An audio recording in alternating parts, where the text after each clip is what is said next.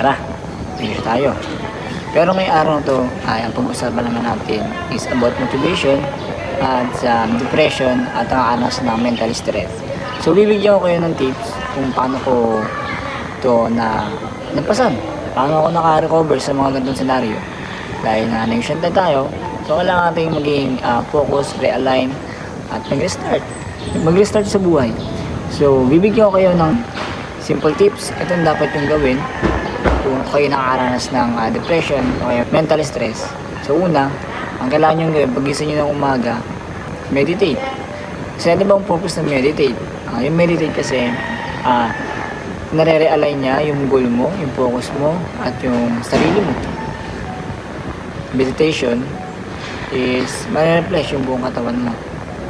At yung pag-iisip mo, mare-realign ulit. Ang pangalawang ginawa ko naman ay exercise. Mag-exercise ka daily routine. Kasi, alam nyo guys, alam ko sa ating mga Pinoy, sa ating mga negosyante, tamad mag-exercise. Pero, alam nyo ba napakalaking benefits ng exercise sa ating katawan? Isa, yung dugo natin makapag-generate ng maayos. Tapos pangalawa, yung isip natin makapag-isip tayo ng maayos.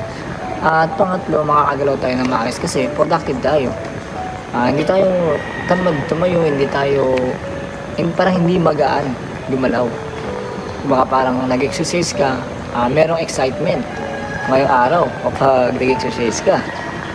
And pang-apat, sulat nyo yung mga wins nyo. Pagising nyo, ano ba yung wins mo ngayong araw, ano ba yung wins mo kahapon.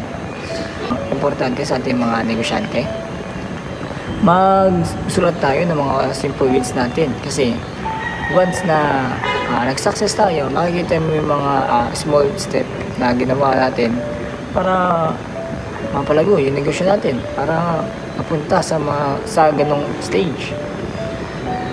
Kaya kung